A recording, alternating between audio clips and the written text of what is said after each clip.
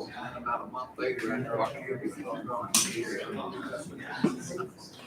Yeah, which I don't want just, well, because they're up to my.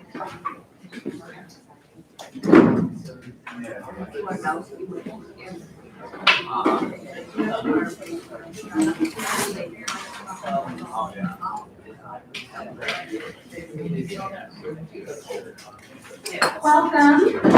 Thank you all for joining us this evening. My name is Alyssa Stone. I'm the Senior Director of Programs and Community Engagement here at the Mechanics Institute. I'm very excited to have you all join us for this special talk with author and journalist Katherine Blunt of the Wall Street Journal. Please join me in a warm welcome of Katherine.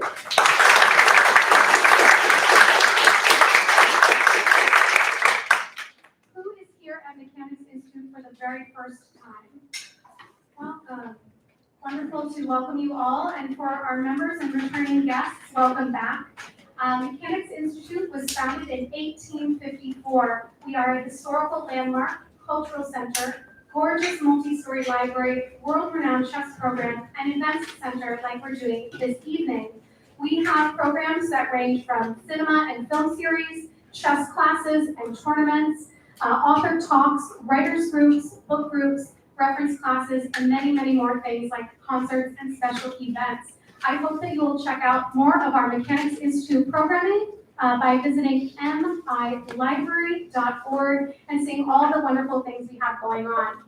For example, we have the start of our October Cinema Lit theme. It's Shades of Gothic, very October themed.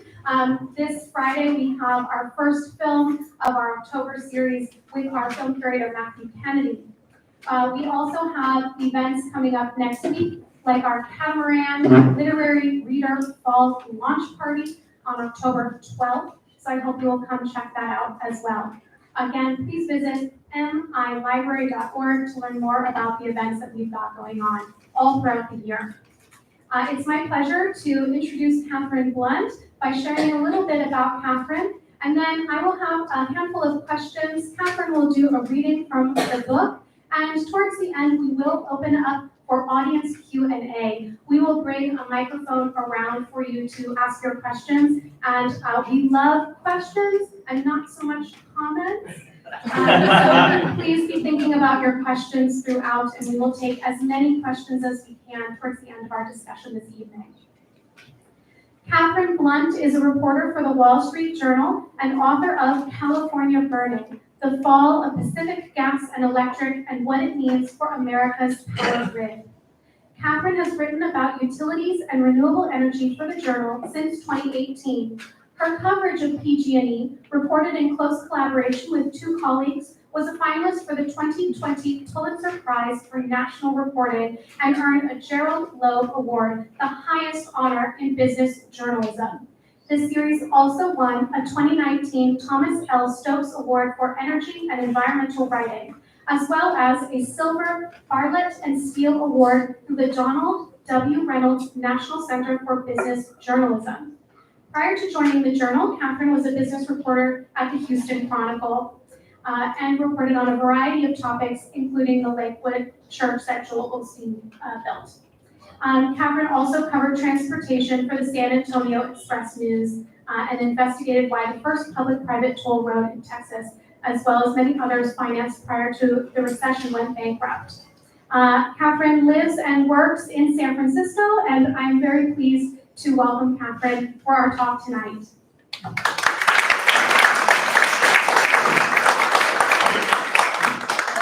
you very much for having me. I'm absolutely thrilled to be here, and I'm really looking forward to this discussion. And I think before we delve into some questions, I'm going to read just a bit from the book, just the prologue, which I think will hopefully kind of situate us in some of the issues that we're going to delve into.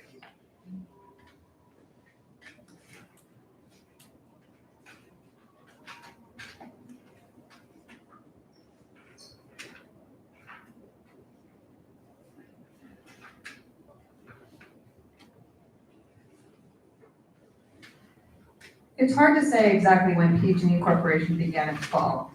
Like the erosion of any great institution, it happened slowly and then all at once, as the weight of past mistakes became too much to bear.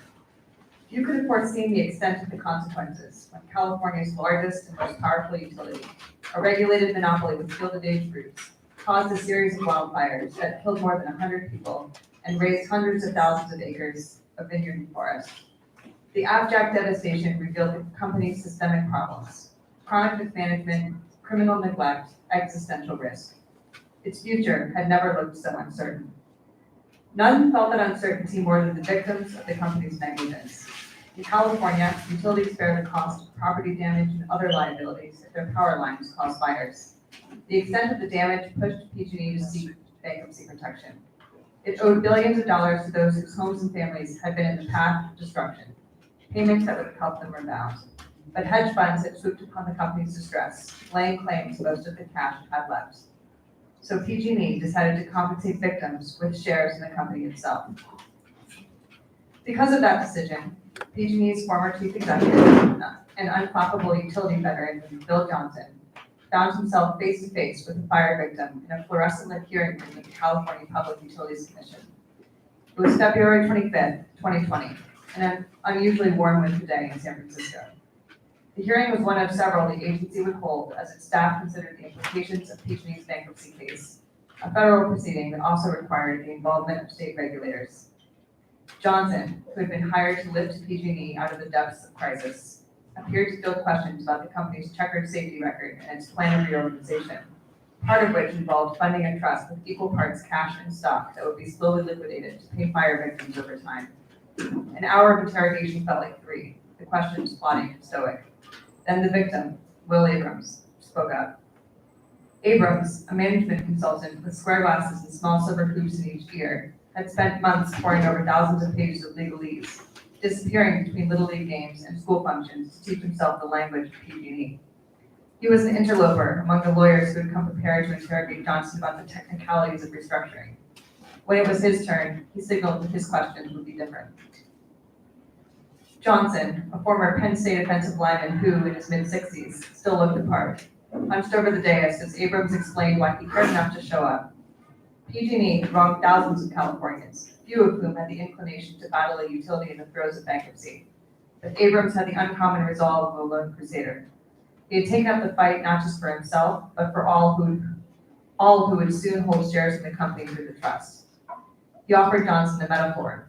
A man burns down someone's house and has only enough money to cover half the rebuilding costs.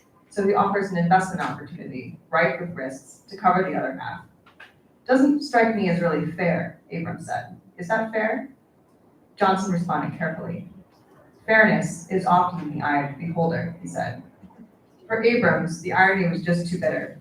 He had lost nearly everything late one October night in 2017 when a wildfire raced down a wooded canyon toward his neighborhood north of Santa Rosa, in California wine country. He awoke with his family in the early hours of the morning to a house billowing smoke. More than 2 years later, his young son was still in therapy for panic attacks, his family still in a rental house. PG&E's bankruptcy had kept them in limbo. The fire that upended their lives was one of 18 that ravaged Northern California that fall as gale force winds and tree limbs battered PG&E's aging power lines, the consequence of branches growing too close to live wires. The lines sparked on contact, giving birth to infernos that killed 22 people. The winds returned the following fall to shake a power line in the foothills of the Sierra Nevada. Sparks flew as part of it broke. Within hours, the deadliest wildfire in California history had leveled the nearby town of Paradise. 84 people burned to death.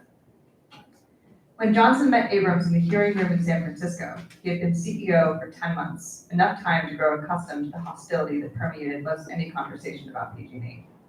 He tried to diffuse it with dispassion, staying calm and collected as he acknowledged the company's past failures and explained its plans to rectify them. He took the same approach with Abrams, who struggled to keep his emotion in check as he asked why victims should have to shoulder the risks that endangered the future of PG&E itself. The company's share price was sliding to a near record low, having fallen more than 75% from its peak, as investors realized that wildfires were not only hugely expensive, but also potentially inevitable. Johnson was matter of fact. It was a complex situation, he said, made more so by the number of players involved: attorneys, investors, politicians, judges, and 2 federal courts. Abrams sighed and prepared to pack up his notes. What can you do as an executive to ensure that these issues that victims are bringing up that dramatically affect their lives are at the forefront of how PG&E moves forward with a plan of reorganization, he asked. Johnson, whose soft voice offset his hulking figure, raised a finger, brow furrowed behind rounded glasses. He told Abrams that he had visited Paradise 5 times after it was destroyed. Once, he said, he toured the area by bus with the company's board of directors, mostly New York financiers unfamiliar with the rural expanses of Northern California. During the ride, local officials played a recording of a 911 call from the Heffern family, grandmother, mother, and daughter. The women had huddled together in a bathtub and pleaded for help as the flames approached. They began to scream. Then the line went silent. The local sheriff showed a photo of their remains. If you think I am unaffected by this, by the victims and this treatment, you are wrong, Johnson said. I'm going to do everything I can to make this right. If it was an earnest promise, it was also a tired one. Each of Johnson's predecessors had pledged to do the same after a series of crises that had defined the past 2 decades for PG&E. None had succeeded. Johnson was shepherding PG&E through its second bankruptcy in 15 years. The reasons for the round trip were inextricably tangled. A series of executives had sought to please investors and politicians, often at the expense of customers. By the time the company confronted the risks of its aging electric grid, the problems were staggering. Protracted drought, exacerbated by climate change, had decimated its service territory, a heavily wooded region roughly the size of New England. One spark could set a whole forest on fire. California lawmakers and regulators also failed to hold PG&E accountable, even as wildfire risks spread. They treated the company as a tool in their quest to preempt the long-term effects of climate change with ambitious renewable energy mandates. In doing so, they failed to recognize that a changing climate had made PG&E's power lines an immediate threat to the state. PG&E's failure isn't just a California story. It is, in many ways, a harbinger of challenges to come as climate change exacerbates the vulnerability of the grid, built decades ago to still serve a different era of electricity demand. Aging power lines across the West pose greater risks as drought-parched forests become more prone to catastrophic wildfires. And in the East and South, more destructive storms threaten to leave millions of people in the dark for days. In one way or another, all of the nation's investor-owned utilities are challenged to satisfy shareholders while making their infrastructure safer and more resilient. The very nature of the business creates tension between private interests and the public good. And PG&E is far from the only one that has struggled to strike the right balance. Johnson, new to PG&E and to California, had been tasked with fixing what had broken, but he didn't answer to himself. The many people who had made a marionette of the company still held the strings as it worked to complete its most complex restructuring yet. 2 months after meeting Abrams, Johnson announced he would step down as soon as the bankruptcy plan was approved. Abrams, meanwhile, had nowhere else to go. Thank you.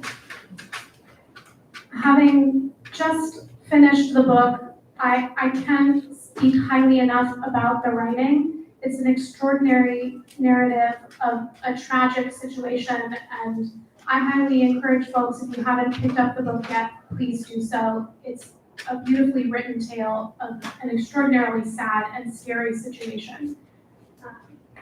Thank you, I appreciate that. I also, I don't know if y'all noticed, I did try to match a little bit.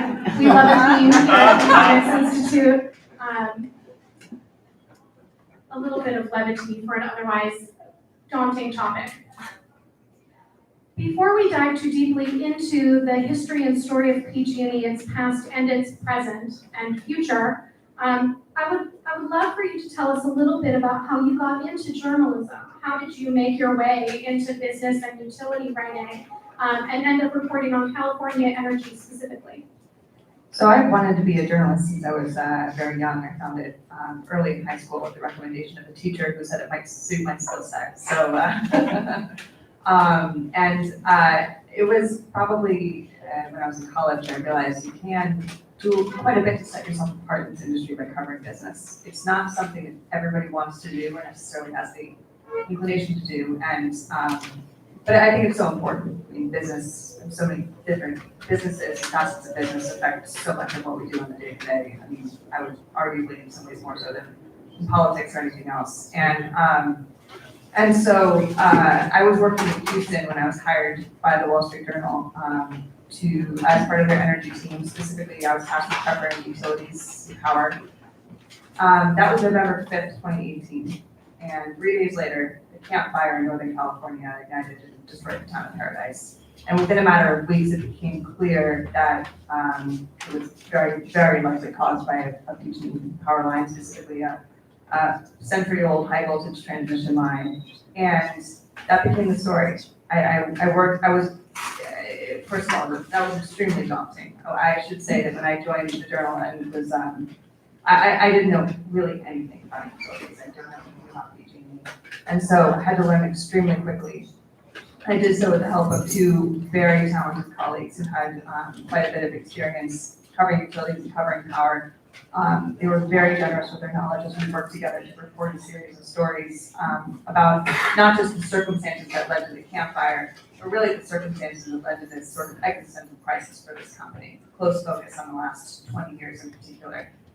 And very proud of the work that we did together, and I would not be in this position if it weren't for them and that opportunity, and just kind of the strange nature of the timing. What was it like to start a new position? I'm sure we've all been in that position where we start a new job and literally thrown feet first into the fire a handful of days after you started. How were you first introduced to this story? What was that assignment call like? Oh, I mean, it was terrifying. It was also exhilarating in some ways because it was just such an important story. And working with the team that I had, I mean, we were so focused on it, and I was so thankful. And it was really kind of my first exposure to the way the Wall Street Journal works, and just a really thoughtful approach to stories and editing. And I was really grateful for that. But it really took a lot of work. The utility space is hard, it's complicated, and I did a lot to get up to speed myself, but again, I mean, the two colleagues I was working with, without them, it would have taken me much longer to arrive at this place. The history of PG&E is fascinating, particularly its longevity and how it merged and absorbed other companies. Could you help us understand how the PG&E that we are familiar with today came to be? Yeah, absolutely. This is one of my, this research was some of my favorite. So when you think about the transmission line that started the campfire, it's a remote transmission line carrying power from some of the oldest hydroelectric powerhouses in California to Butte County. And the transmission tower that broke, what happened was, think about it, tall steel structure, arms, and small pieces of hardware to hold the wires aloft. A hook that was holding up a wire, and this hook was almost exactly 100 years old. It was original infrastructure installed in like the 1910s. It broke nearly in half. The wire swung against the tall metal structure, sparks settled in the dry brush below, and within within about an hour, the fire was entirely under control. And so you think about, well, what is that original infrastructure, right? I mean, who built that? It wasn't PG&E. It was actually the only competitor that PG&E's ever had, a company called Great Western Power. And that company started when some early pioneers recognized that, the sheer amount of hydropower in the Sierra would be, a great thing, right? So this company was founded to harness that and to build a series of powerhouses and a transmission system to serve the burgeoning population of San Francisco. And around the time that Great Western was building this transmission system, PG&E was making inroads in San Francisco as well. Big setback with the earthquake, the early 1900s, and PG&E had to do a lot of rebuilding after that. And by the time it did, Great Western was at the gate, and they competed for almost 2 decades, really. And it was tough because they were trying to keep their service rates really low while still providing quality service, and that's kind of tough in the utility business. The prevailing wisdom was, it's a capital-intensive business. Why would you build duplicative assets, right? And then it was kind of a new generation of leadership around 1930 that decided it was finally time to merge. There'd been discussions for a while, and with that, we get the PG we know today. Massive Northern California service territory, but also with that, PG&E inherited assets that it really knew nothing about. Didn't build that transmission system in the Sierra, and over time, records get lost. Institutional knowledge gets lost. And by the time when the campfire happened, the company really had very little knowledge about the parts of the tower, the origin of the tower, when it was installed. But again, I mean, that hook had been in place since Great Western hung it in the 1910s. And it was, I mean, it's so amazing to consider what the tiny piece of overlooked hardware and the destruction that can cause. And it really is a tiny hook, relatively, I mean, it's the size of a hand, right? And it had worn down from this little bit of friction and swinging, right? Everything I learned from Katherine Blunt. But it boggles the mind to try to even begin to imagine how something so small and so consequential could be left unchecked for so long, and just wear down over time. Again, it's like the hooks are this big, and they are tasked literally with upholding the power of the entire state and region. What was that like to realize these teeny tiny things were so important? What was your kind of reaction to that?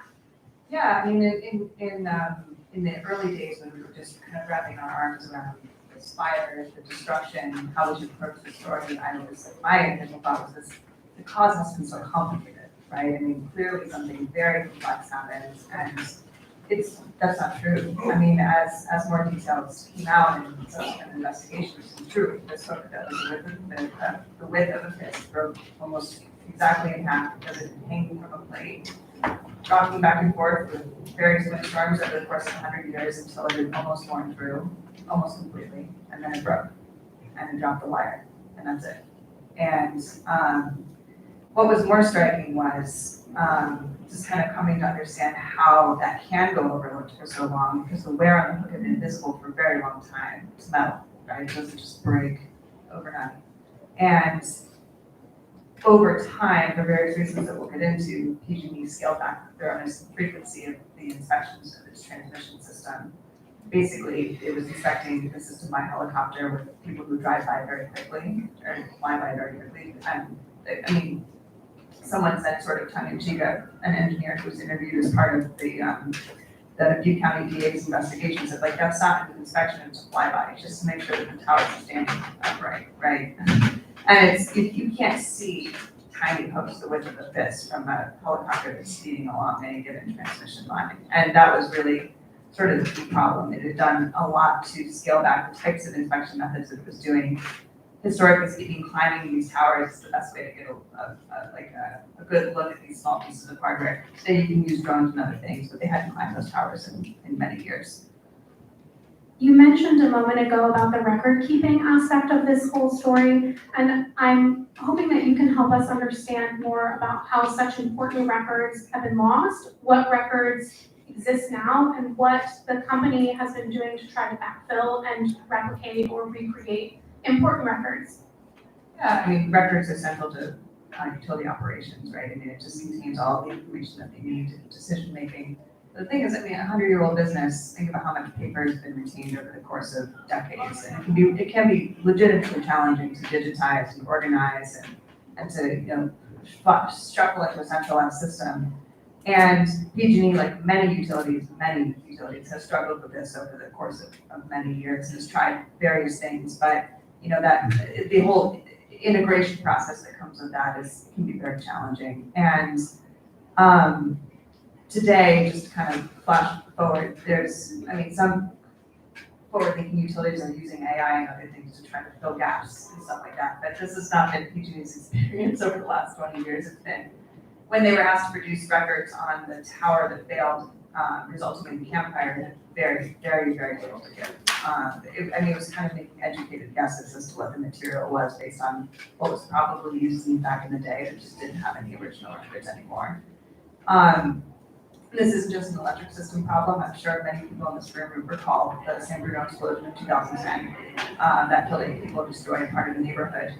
And in the wake of that, I mean, it turned out that the records that the company ostensibly had on the section that exploded were completely inaccurate. They said that it was a seamless pipe. It did in fact have a seam. The seam ruptured and resulted in the explosion. And in the wake of that, regulators required them to basically sift through all of their records and determine whether other pipeline segments had similar risks. And it resulted in the company hauling documents from all over the state to Cal Palace and just sifting through it by hand for days. And it's because records are stored in various places. I mean, they're stored in hard copy, they're stored electronically, they're in file cabinets, they're in, Iron Mountain facilities. It's like, it's just a gargantuan amount of information, and no one's really totally figured out how to review it in like a good systemic way, even though improvements have been made. As another organization that is coming up on 170 years, I understand the gargantuan task of trying to track information. I can't, and our business is not tasked with the power and gas and electric utilities that keep the lights on and keep medical equipment running. Could you help us understand just how the infrastructure actually works? As a novice power understander myself, it is kind of tricky, I think, for us to understand how power actually comes to these light switches. How is that happening for PG? Yeah. So a simple metaphor is like kind of like a system of roads, right? So you have your power plant, whatever it might be, whether it's wind, solar, gas, hydroelectric, and big high voltage transmission lines pick up that power from the generating station, and these higher voltage lines are like highways, right? And then those highways lead to substations in which the power is set down to lower voltages and distributed to homes and businesses through networks of lower voltage lines, distribution lines, kind of like akin to like roads and streets. And so we're talking a lot about transmission because the campfire is the deadliest in California history. But really, most fires ignite when trees, branches, or debris fall or fly into PG lower voltage lines, distribution lines.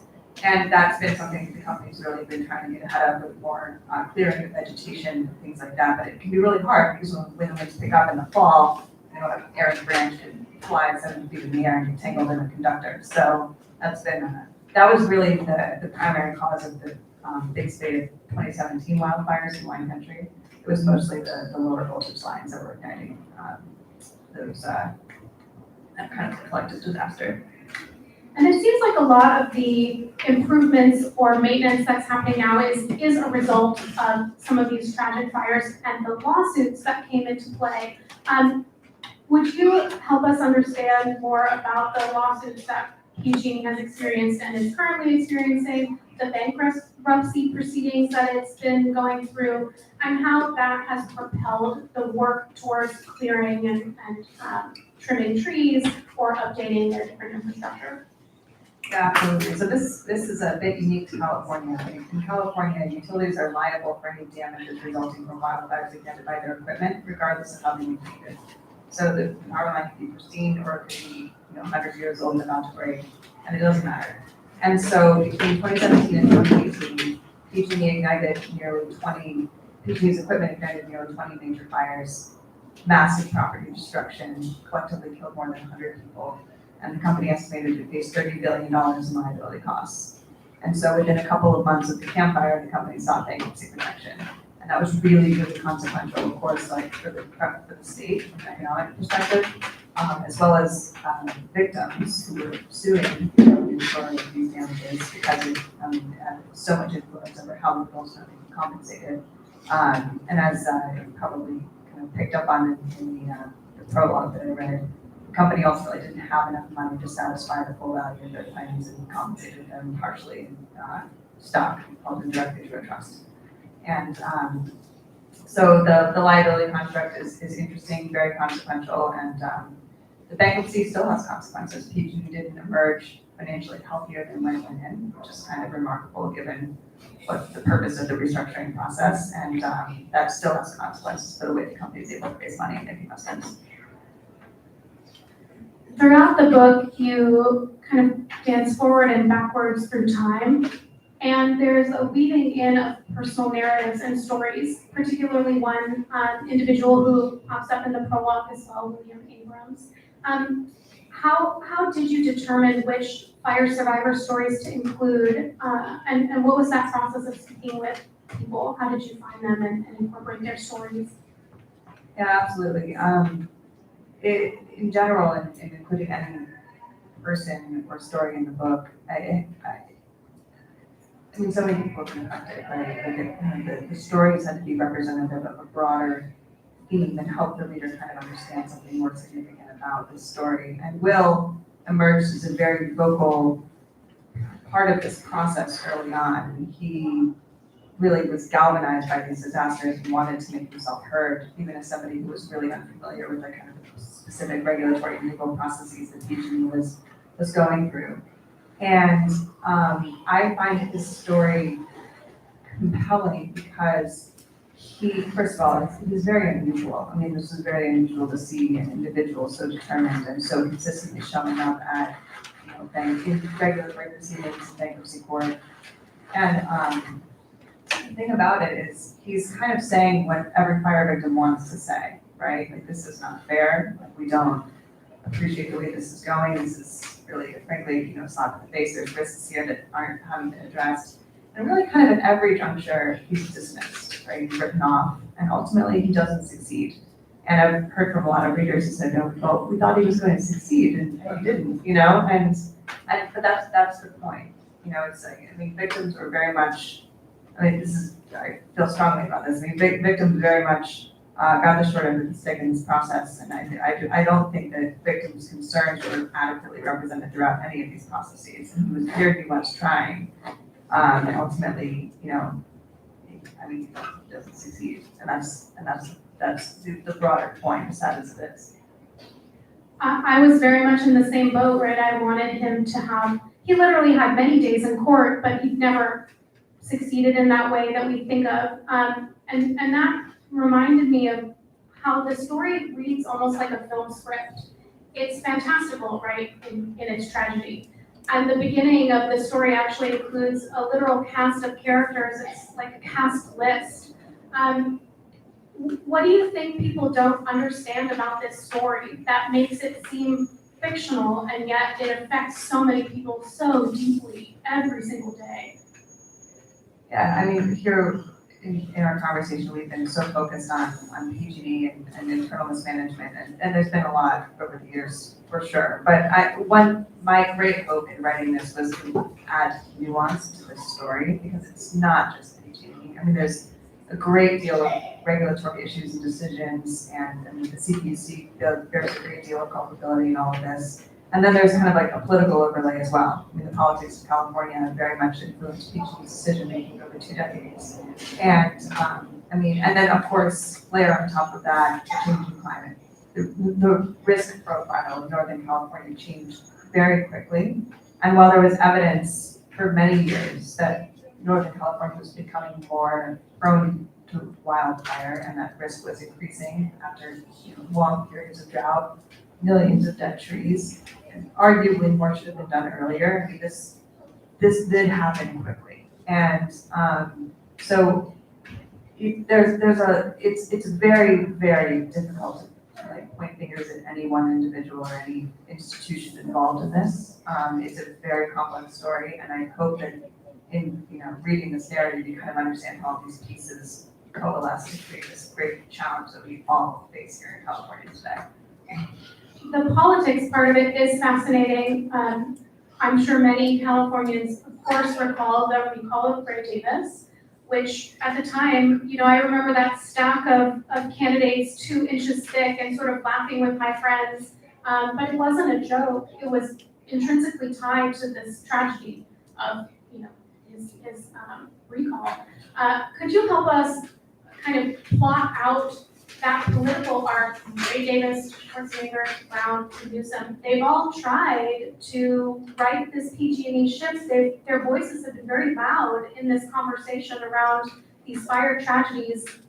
What is the political mechanism to work with PG&E, to force PG&E to change their way of doing? Yeah, California energy crisis. How many people were here for that? Writing that chapter took several years off my life. Okay. So anyway, the California energy crisis basically resulted when California was among the first states to try to deregulate the electricity sector, which very much a misnomer. The utilities are always going to be subject to regulation, but the idea was you hive off generation and the whoever's gonna produce power, that's gonna be given in the private market. Different companies can compete to try to sell power at the lowest cost. And which meant a company like PG&E, a utility company, would no longer own the power plants or whatever it may be.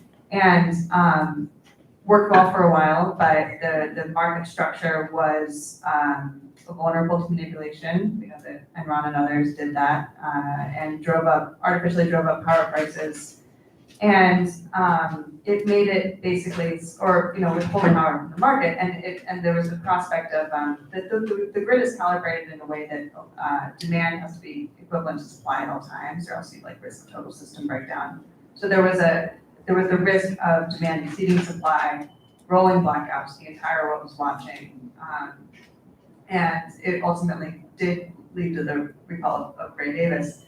And in the intervening years, I mean, Schwarzenegger, for one, was a real pioneer in this, but California began setting more ambitious RPS targets, renewable energy targets. And so PG&E would have to go out and contract for wind and solar power.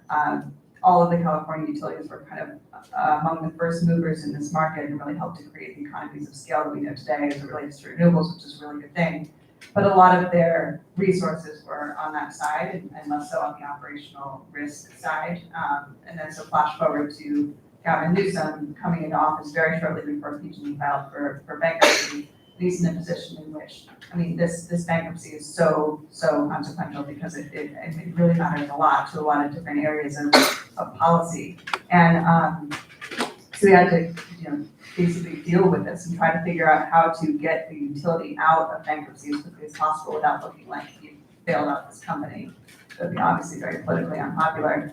And of course, during this time, as everyone is aware, the public safety power shutoff made a very dramatic appearance in Northern California in 2019 with millions of people without power for days. And Newsom was furious, right? I mean, it was like Gray Davis had been recalled over some hours-long rolling blackouts for a couple short spans of time in the early 2000s. Now you've got millions of people out for 4 days and then 3 days. And October of 2019 was an absolute mess.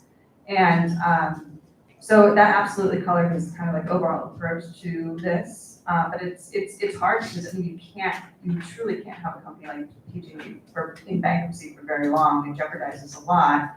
But in trying to expedite the process, there were some interesting deals made, let's just put it that way. And it really didn't actually bode well for victims to not have the process play out in the timeline it might have ordinarily.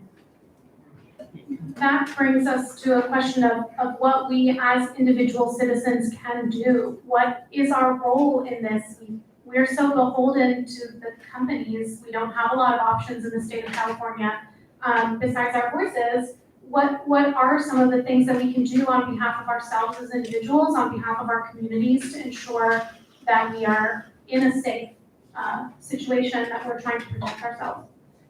Well, of course, I mean, as it relates to wildfires, everyone here is familiar, I'm sure, with the idea of defensible space and different things that you can do to try to protect your individual property. But as it relates to a company like PG&E, one thing that enthuses me about reporting on this space is trying to help people understand the system better. It's really not something that we've had to think about historically, right? I mean, we've been privileged as a country, generally speaking, to kind of take safety and reliability for granted, more or less, in most cases. And now we're in a situation in which the system is becoming less safe for a variety of different reasons. And we're, at least in California, in a position in which reliability has come at the expense of safety during certain seasons in which PG&E says it cannot operate the system safely when the winds pick up, or there's the company in recent years has deployed new power line settings in which the line trips off if anything hits it to reduce the risk of sparks, but that does mean more frequent outages. And the reason why it enthuses me to try to just help people understand this better is because the regulatory process, you can participate in it.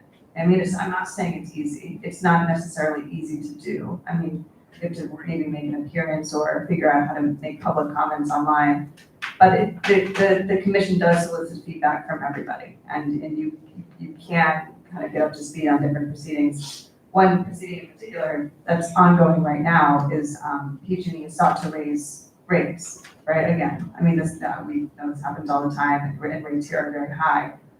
One aspect, the request to increase rates, they want to bury 10,000 miles of power lines, because if the lines are underground, they cannot start a wildfire.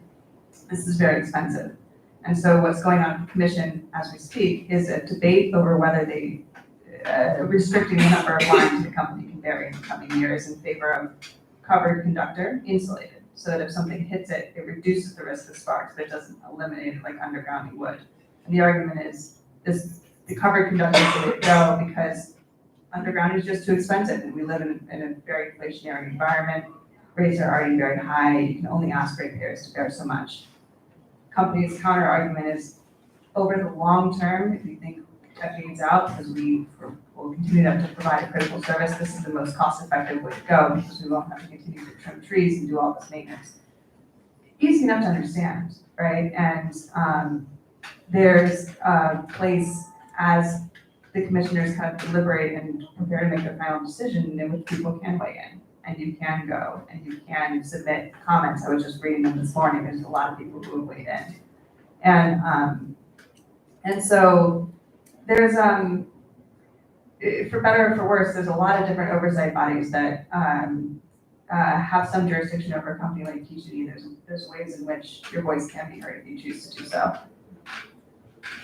You've been writing more recently about some of the other tragic wildfires that are occurring. They are not just happening in California. Of course, we are familiar with what has just occurred in Maui, in Hawaii. How is this story proliferating across the space, and what's different in other places than here? Where are there places around the country that are getting it right with power delivery? So we don't know, well, we know that power line ignited a fire in Maui. Hawaiian Electric says that a different fire ultimately destroyed the town of Lahaina. But regardless, the company's under enormous scrutiny in how it's maintaining the system. The fire killed 90 people. Worse, of course, in the Camp Fire is obviously a tragedy. But I mean, regardless of kind of the results of the ultimate investigations, looking into what this company said about fire risk over the years, there are some pretty chilling parallels to PG&E. In 2019, the company said that it had been watching California's experience and wanted to do more to address wildfire risk. It took several years for them to come up with a plan to do so. Didn't file it with the commission until last year, and the company still hasn't started on most of the work that it proposed to mitigate fire risk. And just recently I had the chance to view what it calls its wildfire mitigation plan. It's nothing like what the California utilities filed here. It very much underestimates the risk, which, I mean, PG&E underestimated the risk as well until disaster kind of forced it to confront completely circumstances that it hadn't fully evaluated. And I think that's really true with Hawaiian Electric as well. I mean, the utility industry historically has been very backward looking and thinking that past experience and performance is predictive of what's going to happen in the future, but in an environment with a changing climate like we're seeing, that relationship is breaking down. And some of the most forward-thinking utilities have been doing some really robust analysis to try to understand what climate change means for them.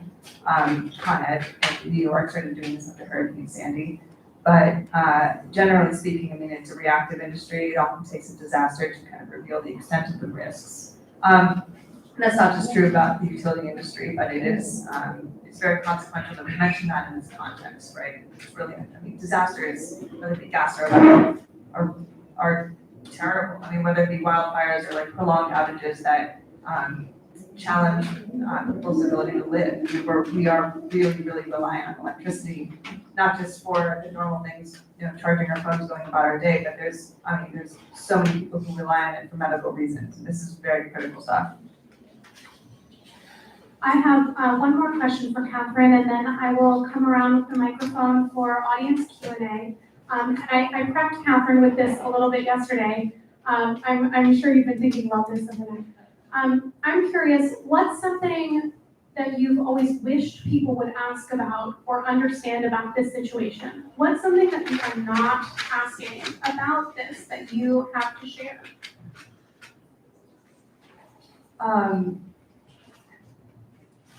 It's a bit of a wonky answer to the question, but my favorite the most stimulating part of this process for me in writing this book is, so we think about PG&E, right? It's a twice convicted felon.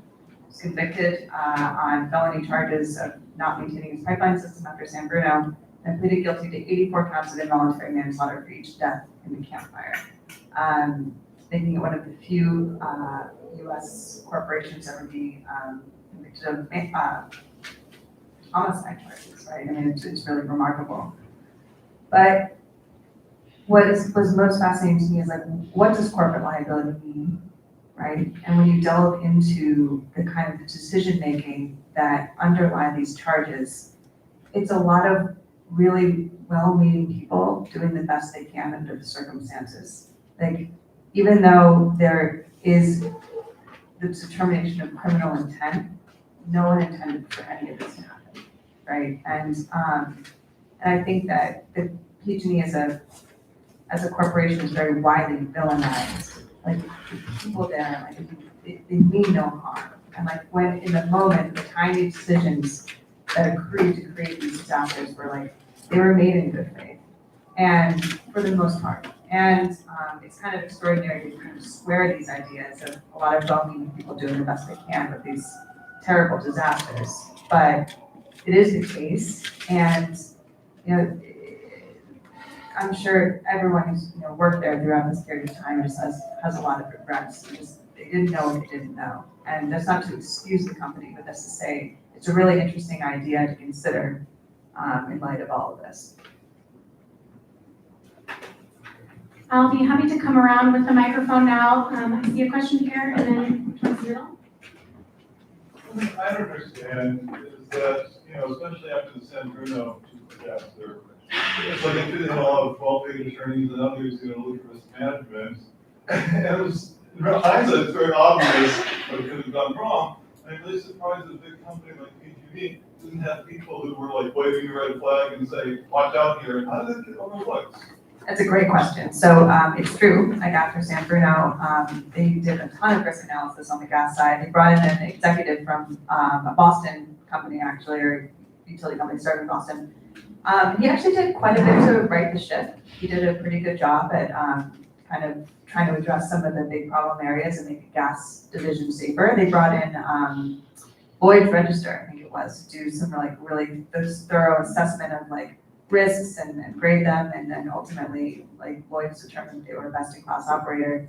And this executive suggested to his counterparts in the electric division that they bring Lloyd's in to do similar analysis. They said it's not necessary. Fine, we're good over here. You guys have your problems on the gas side. And I mean, siloed sort of divisions and operations are common across large corporations, but this was, it was a very arguably missed opportunity. Question in the middle. Hi.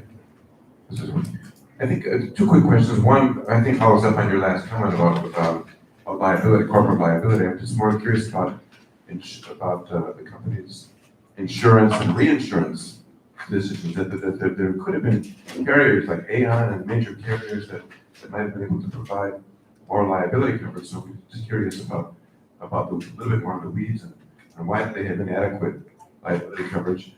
And the second question is more selfish. We're from Southern California, and I'm wondering what you think about the Southern California Edison and how they stand on some of these issues.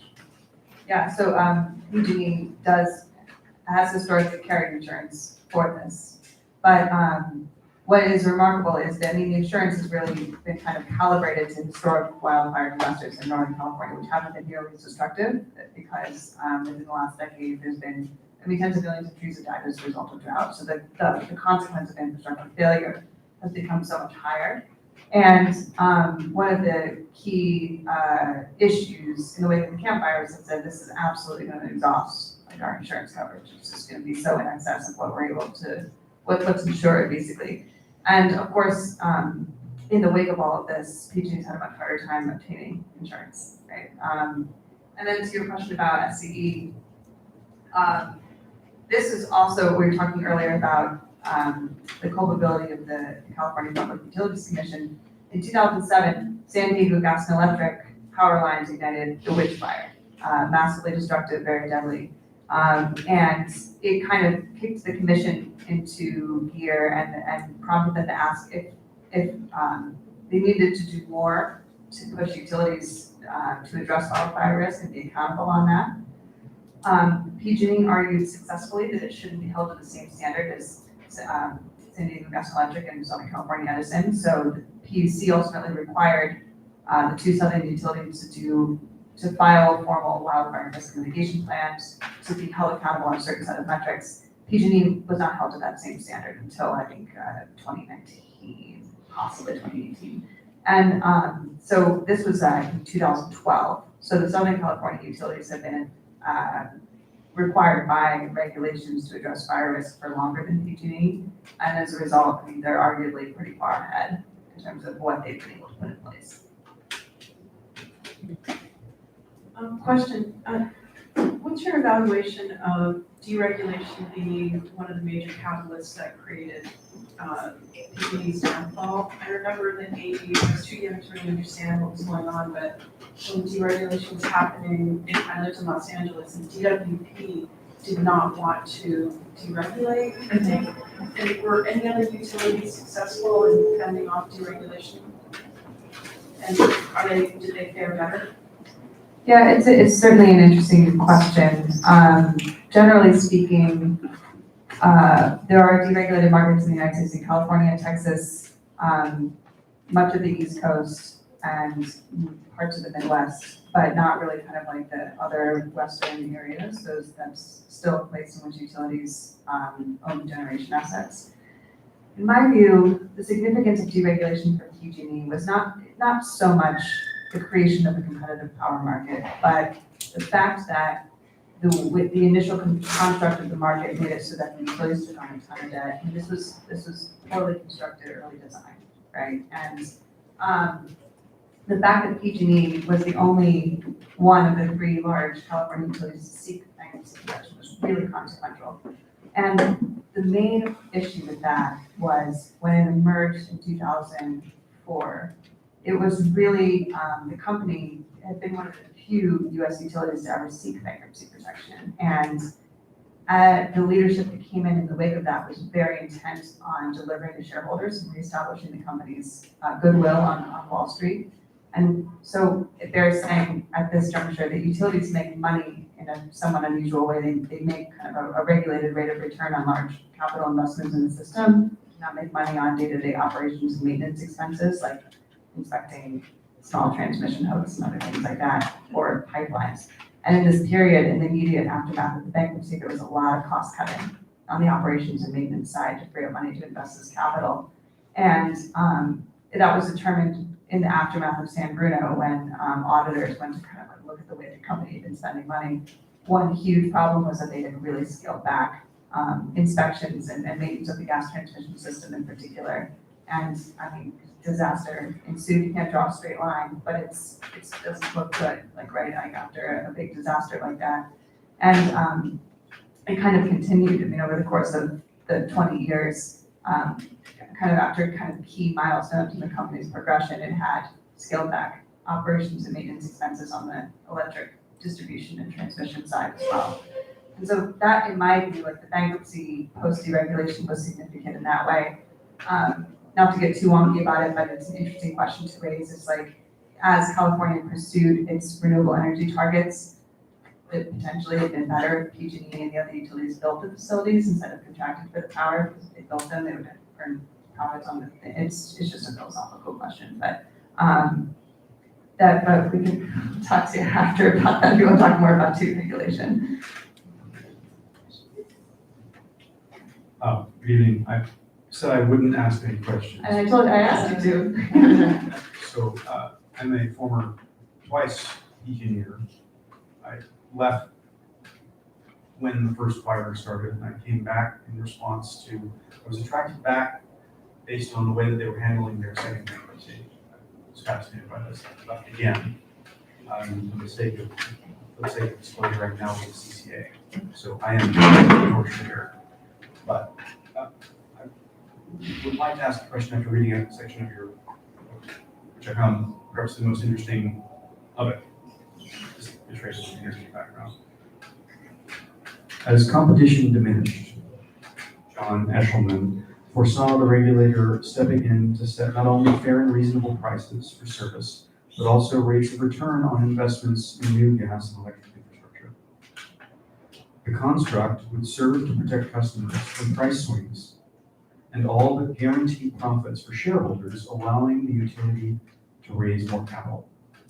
Quote, in short, we say to these agencies, government will only allow you what you ought to take, Eshleman once said. And when we have said this, we have placed government in the position of determining the ought, end quote. As a practitioner and student of the energy industry, one to another, who knows best? I see here a classic contest between what Tocqueville would have described as autocratic versus democratic impulses. Who knows best? Should cost control or should quality? This is central to the conundrum that PG&E is facing right now in its debate with regulators over what is the best use of capital long term.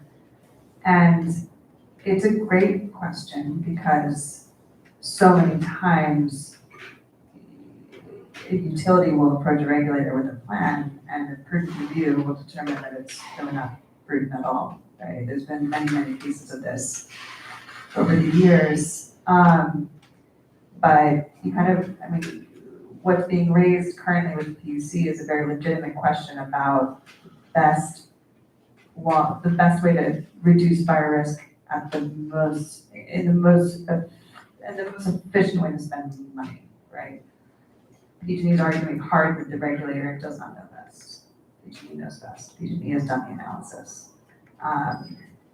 Of course, there's a great many parties that intervene in these kinds of things. They say, well, we've done the analysis. We know best, and your plan is not. And so, should cost control or should quality control?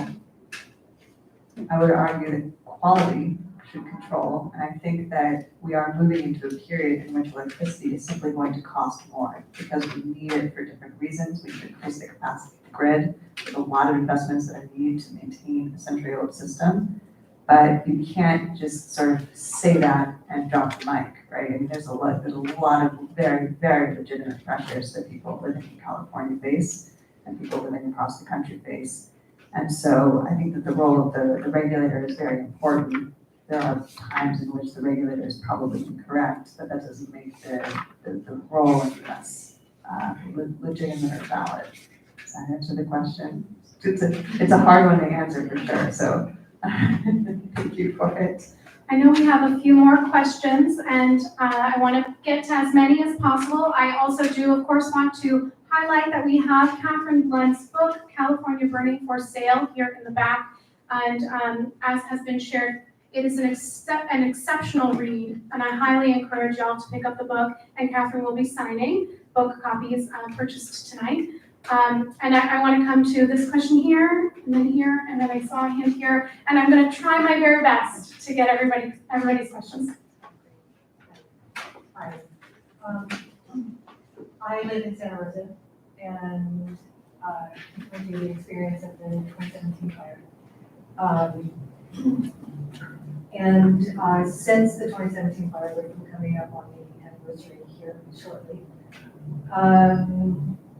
the rebuilding and whatnot that has been happening in Santa Rosa.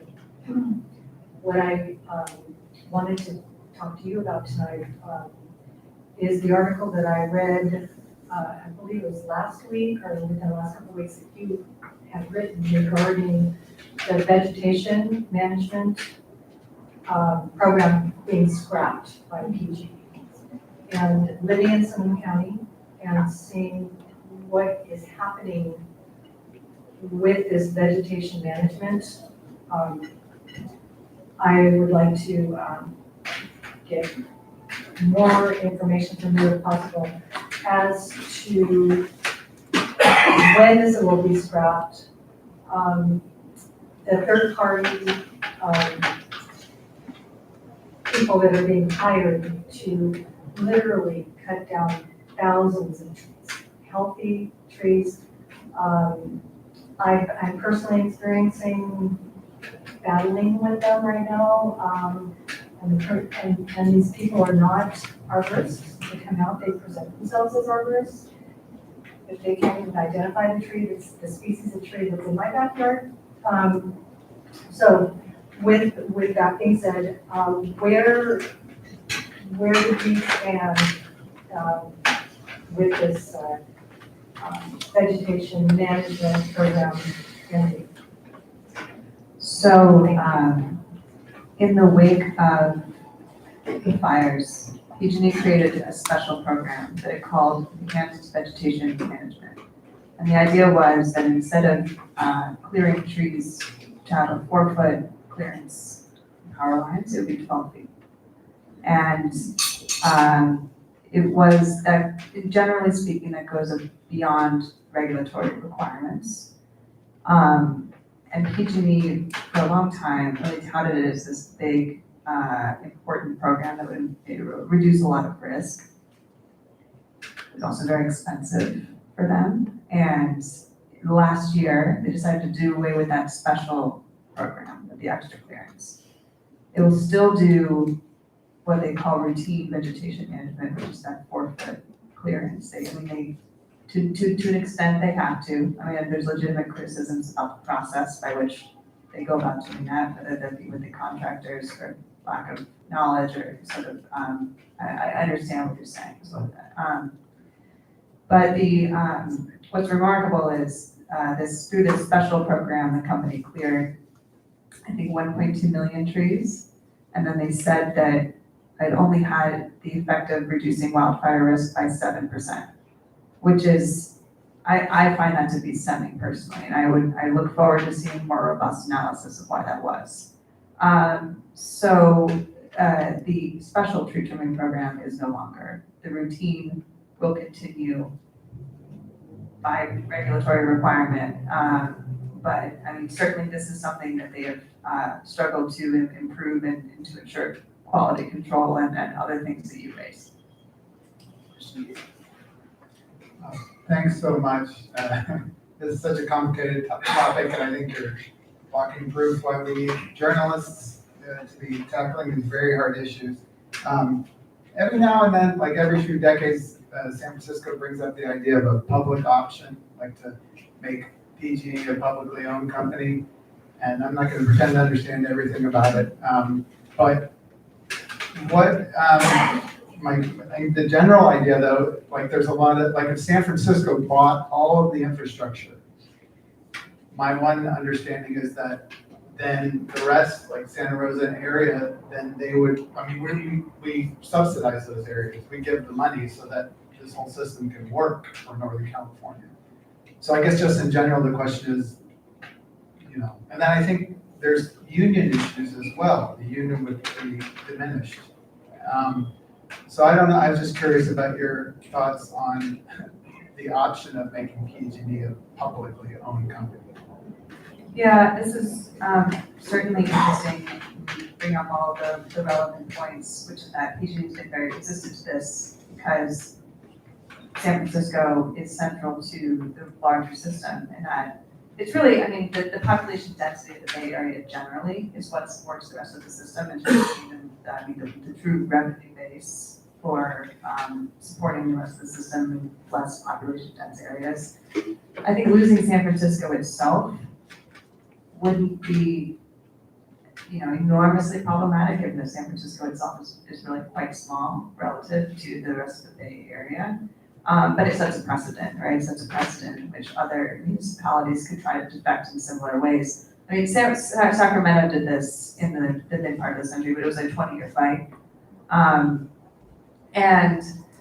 The thing about San Francisco trying to form its own municipal utility, I mean, it's an interesting effort. It's going to baffle me a little bit because it is quite emotional, right? I mean, fire risk in San Francisco is not very high. We're fortunate in that way. And then the other thing too is that PG&E over the years has really spent most of its time and effort ensuring the reliability of this system for San Francisco because it's been so central for business and other things. So it's not perfect, but like we're fairly lucky in San Francisco in that, I mean, there's not a lot of fire risk, the system is reliable. We don't have to use a lot of power, right? I mean, it's like we can keep the windows open for the most part, except on days like this. And so it is, to me, it's always struck me as kind of an emotional argument, but PG&E, I think regardless of the kind of the philosophy of defection, it practically will be very hard. I mean, it would be a litigious process for sure. I mean, the utility has all kinds of ways to block that. And even like in the throes of bankruptcy, being offered $5 billion or whatever it was for the asset, the company's like, no thanks. Like, we're not going to start going down that path and have other companies try to hive off as well. I know we've got a couple more questions that I've seen, and then we'll start to wrap up. And again, I encourage y'all to pick up California Burning for Katherine to sign, and we can continue the conversation. A couple more questions. Well, this gentleman had essentially hijacked my question, which I brought up to you in the back. Dianne Feinstein's death brings up the years that Bill Brookman, publisher of the Bay Guardian, spent ranting at her specifically for reasons unknown about public power and bringing up the aspect of PG&E's original intent as merely an administrative body over the water and power coming in from Heshen. It sounds unusual. I had never thought of public power or a power utility as merely an administrator. He brought that up repeatedly. She always pushed back as he would report. What are the possibilities for that? Does that exist anywhere else where a utility actually just administers publicly owned power? And is that versus San Francisco buying infrastructure, which, as we've seen from San Francisco's administration, is dubious at best, not administering it, but having a utility that is genuinely publicly owned? In terms of just like a role as an administrator, I don't quite know what that means. I'm having difficulty trying to envision that. But certainly, I mean, there are places in which the utility is publicly owned. Well, the two alternate structures to an investor-owned utility would be a municipal utility akin to Sacramento or LA. This isn't quite public ownership per se, but there's also in rural areas, there are cooperatives and owned by customers. Both models solve some problems, namely removing the profit motive that's been challenging for PG&E for years, but introduce other challenges as well. One thing that is difficult in California in particular is this liability construct that the utility is liable for all damages resulting from fires. Fires are inevitable. Power lines will ignite fires. Like, no matter what you do, there's going to be something that happens. And if, God forbid, there's another multi-billion-dollar disaster, that's either a taxpayer problem or a customer problem, right? Because the other thing about the liability construct is that when the utility accrues these kinds of, massive liabilities, I mean, you can argue that customers ultimately pay for it one way or the other, but they can't actually pass that through in rates. So that's a shareholder issue, which is why you saw PG&E seek bankruptcy. So that's sort of some level of protection in the kind of the unique environment that we have, but I'd welcome the chance to discuss this more.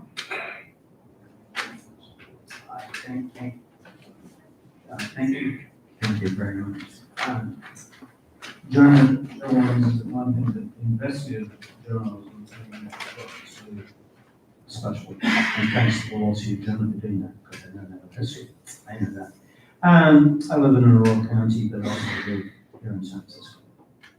And I was involved in giving people advice back in the early 90s about how to avoid wildfire.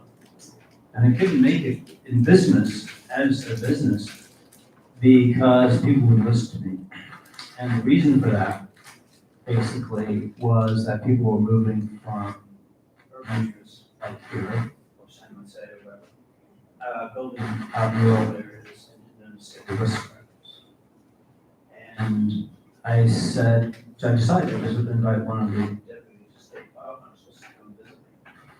And I showed them around the county and said, you're way ahead of your time. buildings offensive, landscaping, all these kinds of things.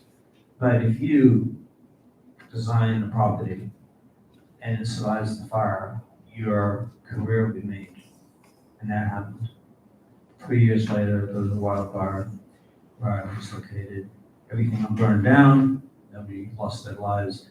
The home that I designed survived. So my career took off.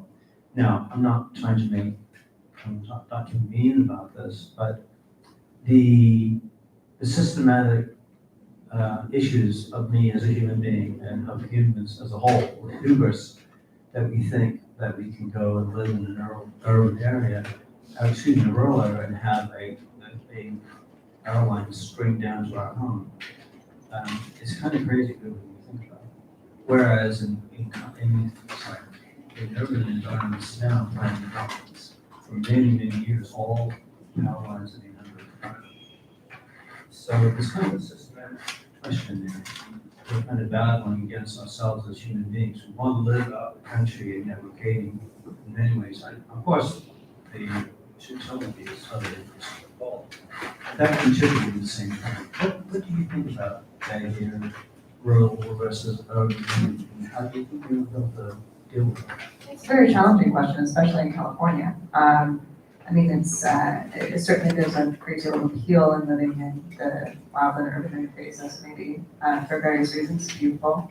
But the other thing is that for people who want to live in California, that's where they have to live. Cost of living is lower than it is in a lot of the major metropolitan areas.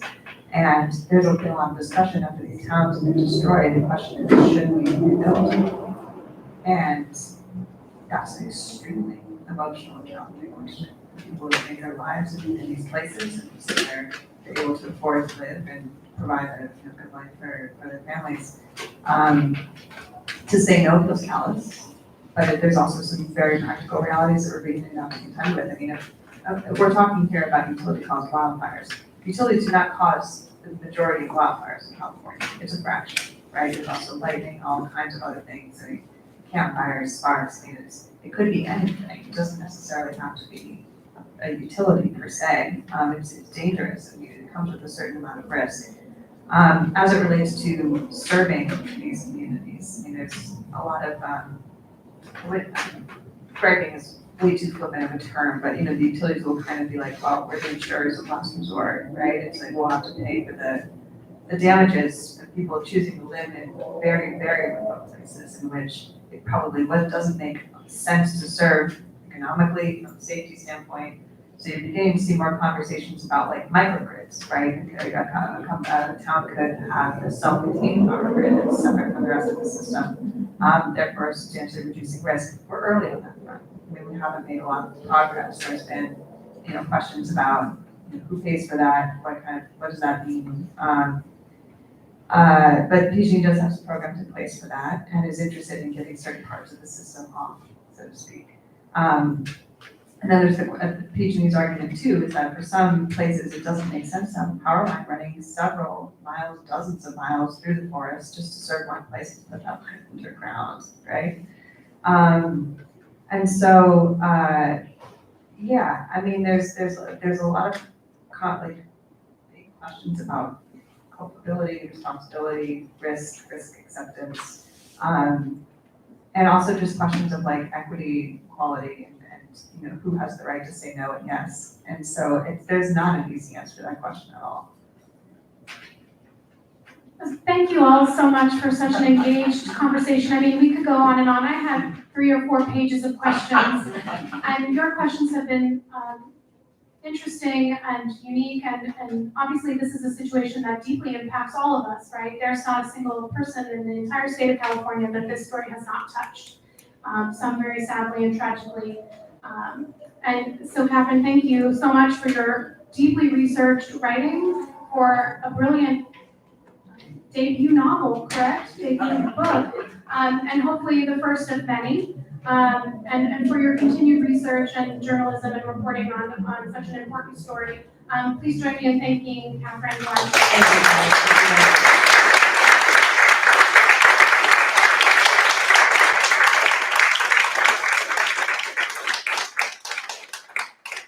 I will